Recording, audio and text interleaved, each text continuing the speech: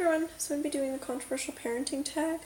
I know a lot of what I have to say is probably more controversial than a lot of stuff, but yeah, so I'm just going to state which side I'm on and maybe something about it, but otherwise it's just going to be our stance. If you want to know a little bit more about it, please go ahead and ask and I'll do a separate video, but until then, here it is. Let's see, pro-life versus pro-choice. I am definitely pro-choice. I don't believe all of the pro-life reasonings have merit, especially in case of mental illness, traumatic experience, or if they just feel like they're emotionally unfit to go through with the whole process, or if they really just can't afford it, then I think it's a great option. Let's see. Baby wearing, definitely all for it. I don't really think it's a controversial topic. I think it's just one of those parenting decisions. But yeah, completely for it. Circumcision, I really don't believe this should be a parenting choice unless it's medically necessary. And 99% of the time it is not medically necessary. I feel like there's no pros. It's just a cosmetic procedure used to modify what the penis looks like. And I think that's just not right. I really don't think it should be an option unless it's medically necessary. As far as cleanliness goes, teach your kid to clean it. As far as STDs go, teach your kid to use a condom.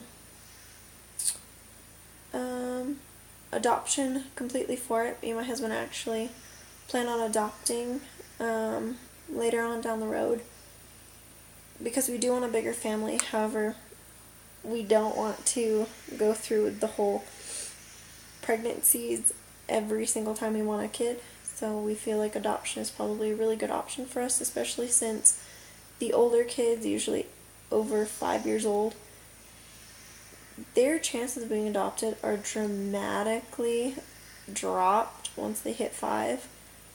That most of them are just going to end up aging out of the system. And we'd like to help some kids, have forever homes and feel loved and very secure where they are. So I think it's a great option.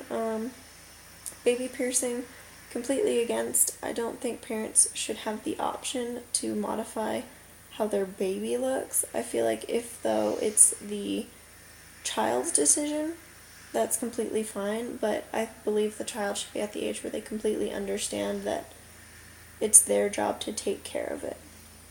I don't think for a cosmetic, modification, I don't think the parent should have the right to even decide, and I, for one, would not want to take care of a piercing on somebody else if it was my decision to get it done. I don't think that's right. Breast milk versus formula.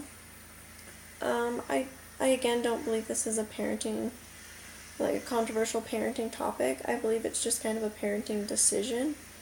I believe everybody should at least try and breastfeed. However, if for some reason, whether it be you're mentally incapable of breastfeeding because of a traumatic experience, or you medically can't, or you aren't providing enough, I think formula is great. We supplemented with Lex for a little while, so I completely understand the whole formula stance. However, I don't think if you don't have any of those things wrong, like you completely capable of breastfeeding, you just think it looks gross or something,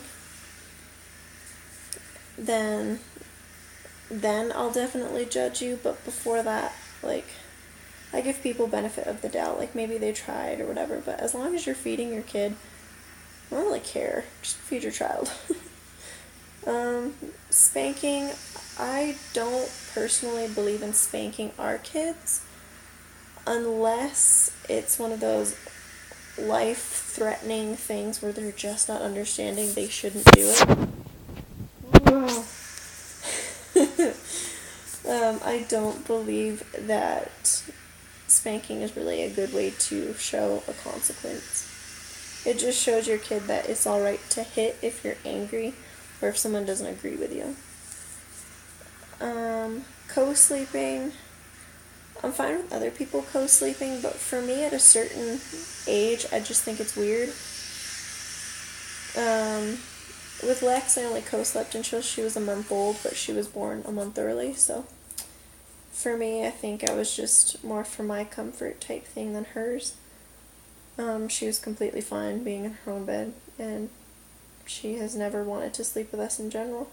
Plus, she is really active sleeper, so if you even try and sleep with her like on the same bed, you're getting punched, you're getting kicked, you're getting something to the face. It's not pleasant. Home, public, private, or charter schooling. We plan on doing homeschooling. I've done public schooling. My husband went completely through public school. For some people, it's completely fine. For some people, it's not. However, I feel like depending on where we live, I think we'll kind of make up our decision on what we're going to do for schooling-wise. Right now, I just want to completely homeschool until after elementary school. And then if they decide they don't want to be homeschooled anymore, completely fine in whatever we choose. If we live in an area that the public schools aren't so great, I'd rather find a private school or continue homeschooling. However, the area we live in now has a great public school system. It's actually top ranked in the country. So I'm completely for, if they feel like they don't want to do homeschooling anymore, then public school here is very, very good. So yeah, I went to a charter school at one point, and it was great. Actually, where I was, they weren't called charter schools, they were called magnet schools, and I loved it. I thought it was amazing. So I really feel like it doesn't really matter what schooling you choose. It depends on your area and what you feel comfortable with. However, schooling-wise, I do want to keep religion out of any schooling that she has, which was one of my husband's things, where we live, yes, the schooling is great, however, it's very religious-based, and we don't want them to have any religious affiliations without themselves deciding if they want to be affiliated or not. They're going to do a complete religious course at some point, or at a couple points, and go through more in depth into each religion, and not just a specific one. Me and my husband are atheists. We don't believe in any kind of organized religion, I guess. We don't even believe in atheism. I mean, people are saying that that's now a new religion, but we just don't believe in anything like that. We believe in making our own way. Let's see. Vaccinations. We are completely for vaccinations. I feel like that, again, shouldn't be really a parenting decision. I feel like vaccinations are necessary. However, there is some instances where kids can't have it, like if they're allergic to something's in it, or if their immune is so suppressed that they can't handle vaccination. I think then obviously vaccinations may not be a good option for them. However, vaccinations were made for a reason. I don't think that even the minuscule amounts of preservative in it, like mercury or something, to preserve those, live ingredients, I don't think that's going to harm your child.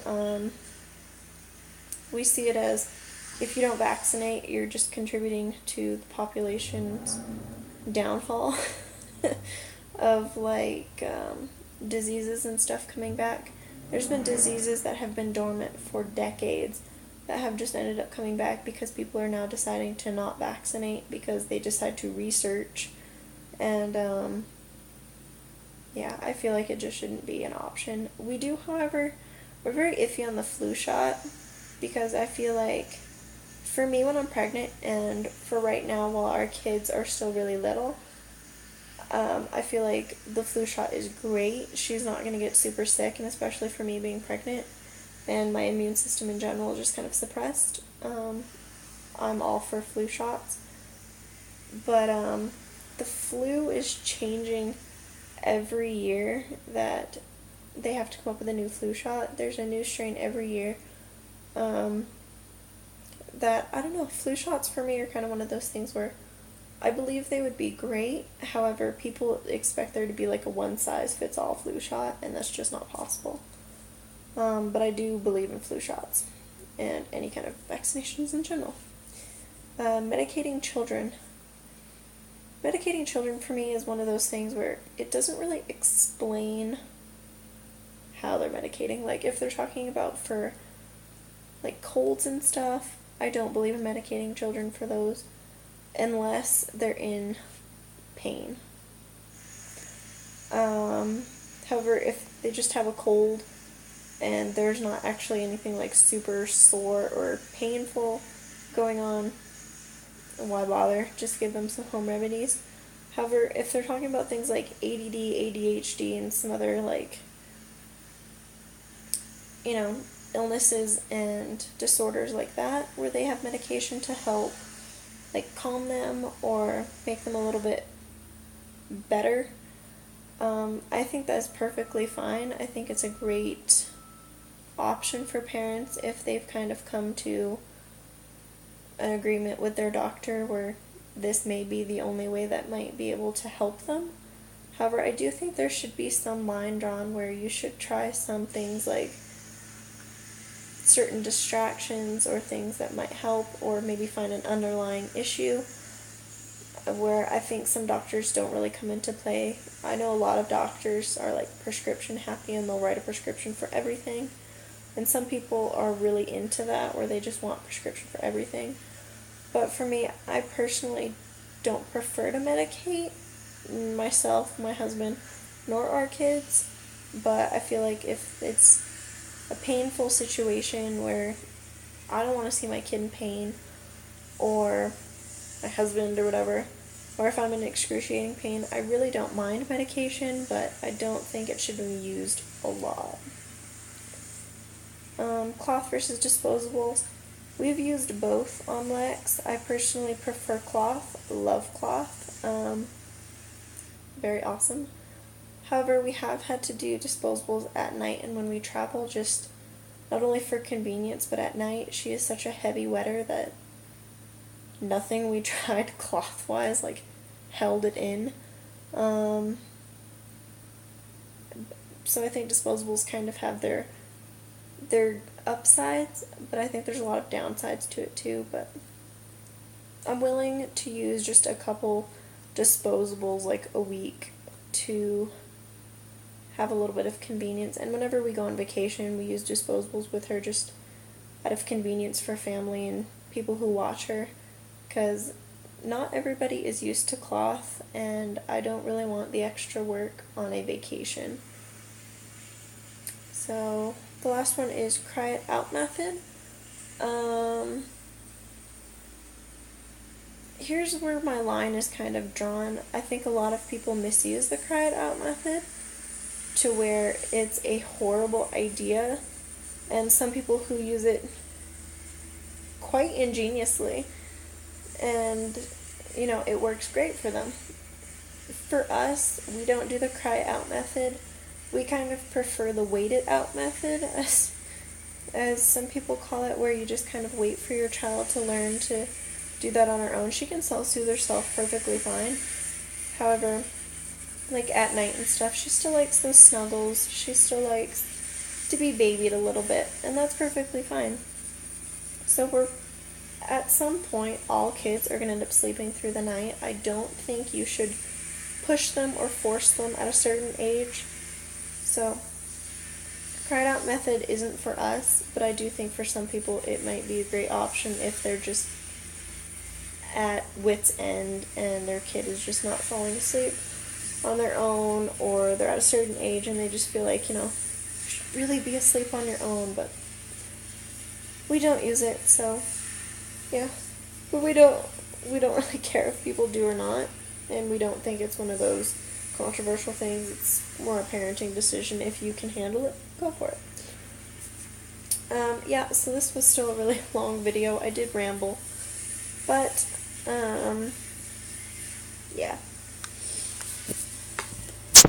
guys enjoyed this, and I will talk to you guys later.